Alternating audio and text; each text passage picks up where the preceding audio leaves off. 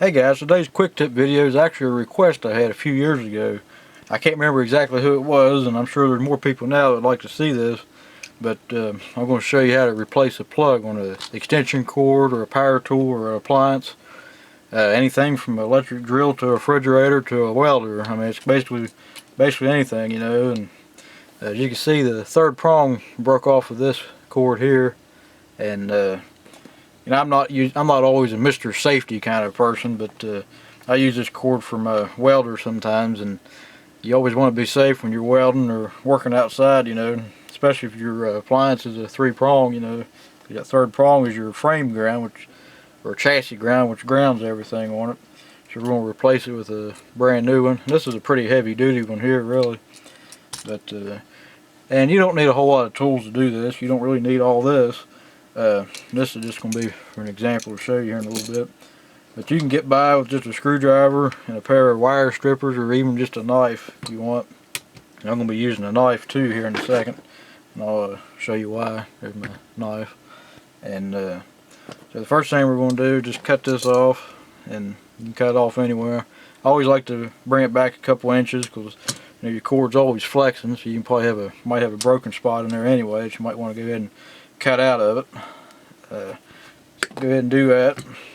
You see you got your three wires inside. You got to be careful when you're removing your outside sheeting on here, your outside shielding. And before I go any further, in case I forget to note, this is going to be the same as replacing the male or female end. The plug will go on the same. I'm just using the male end as an example because that's what I need to replace on this. And basically all you got to do is cut back about an inch and a half of the outside insulation. What I like to do is just gently take a utility knife and score it. You got to be careful not to cut into the individual wires insulation. You're just cutting through the outside jacket on it, and you can start to see it like that when you split it like that, and that's what you want. You just want to score it all the way around. That way you're just going to be removing the orange part in this case. Because if you cut into the other wire, you're cutting into the insulation, and you can have problems with it shorting out. So let me go ahead and score this all around and get this off. The main one you got to watch out for scoring is the black one. If you score the white or the green, it's not that critical, but you still don't want to do it. But yeah, that's about all you're going to need, and you're ready to strip your insulation back about a 1/4 inch, a little bit more than a 1/4 inch. Again, it's not super critical. About like that, that's all you need to do.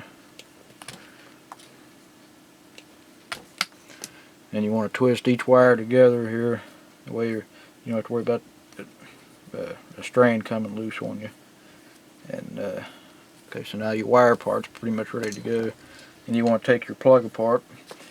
And you can pick these plugs up at any hardware store, or you know, department store, just anywhere it sells anything pretty much. You just want to open it up here, and this is just a clamp here on the end. Then you got your 3 screws here that take your plug actually apart. And these screws are kind of a weird thread on it. We'll look at one real quick, and I'll go ahead and take the other ones off. But and it's kind of, I don't know why they make them like this, because I mean, you know, a regular sheet metal screw will have this. These screws are like almost like a drill bit kind of thing, or a worm gear. But I don't know, they work. But I'm going to get these other 2 off real quick, and we'll take the plug apart. You don't have to take them all the way out like I did. You just got to loosen them, they'll stay in place. That might be why they use that type of thread on it. And you can also use a square drive or Robertson drive screw head on these. I got this universal screwdriver. It's got all different Robinson sizes. I got another video on this one in a Torx drive. I'll put it in up here at the top if you're interested in it. If you do a lot of electrical work around the house where you're an electrician, you'll want one of these screwdrivers, because everything's going to square drive. Now you got to get into your collar coating of your wires and stuff. And as you can see, this is a 3-prong wire here. You got if you look on this, you know, you got your 3rd prong. That's easy because you can see it. Then you got your neutral and your hot, or your grounded and ungrounded, whatever you want to call them now. But the easiest way to remember this is when you have your receptacle here, the small one, the small side is always your hot, and the larger one is your neutral. And if you look on the positives, on the hot side here, it's got a gold screw, and on the neutral side, it's got a silver screw.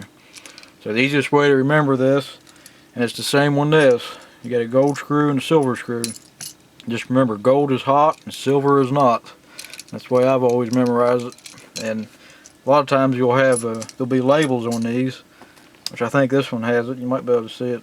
On this side it's got a W and it's got a G on the top, which it's color coded, white and green or ground, whatever you want to call it. But sometimes you'll have an L on the hot side, and that stands for line or load. And you just got to pay attention to what each wire does, because you don't want to hook it up backwards, or you'll be putting your 120 volts on the frame of something. You don't want to do that. I mean, you just got to feed this through first. Don't forget to do that, because if you do that, if you don't put that on first, you're going to have to take it back apart to put it on there. You just stick your wire in between the terminal here, like so. And you can either use a Phillips or a straight drive even, or a square to tighten it up. I'm just using the Phillips here for an example. You want to get these pretty tight.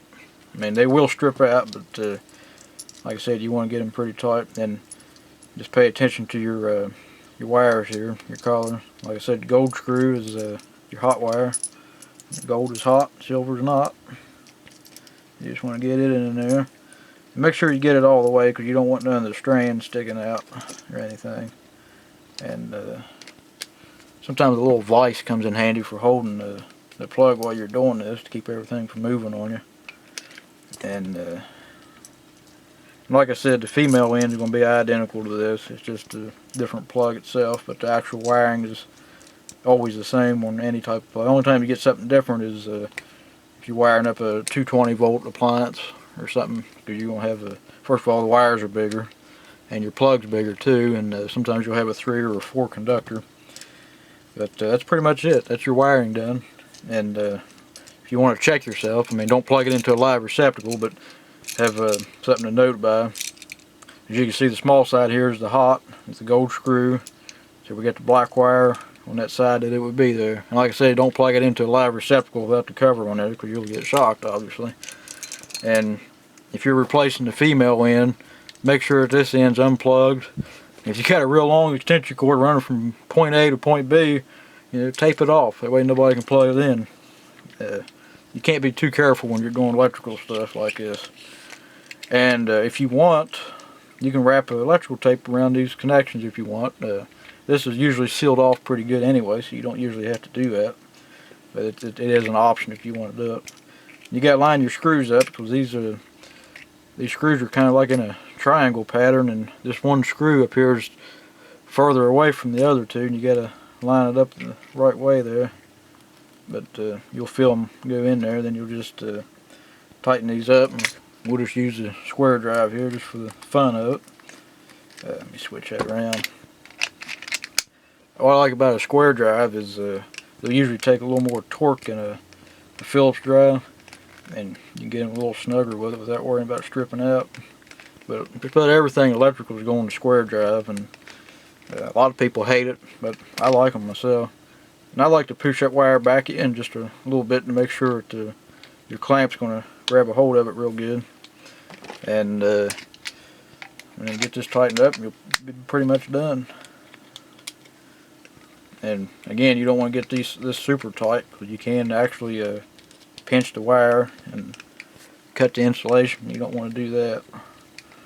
And actually, these plugs here are actually better than what comes with them, because if you get a short or something, you don't have to replace it again most of the time, unless it breaks.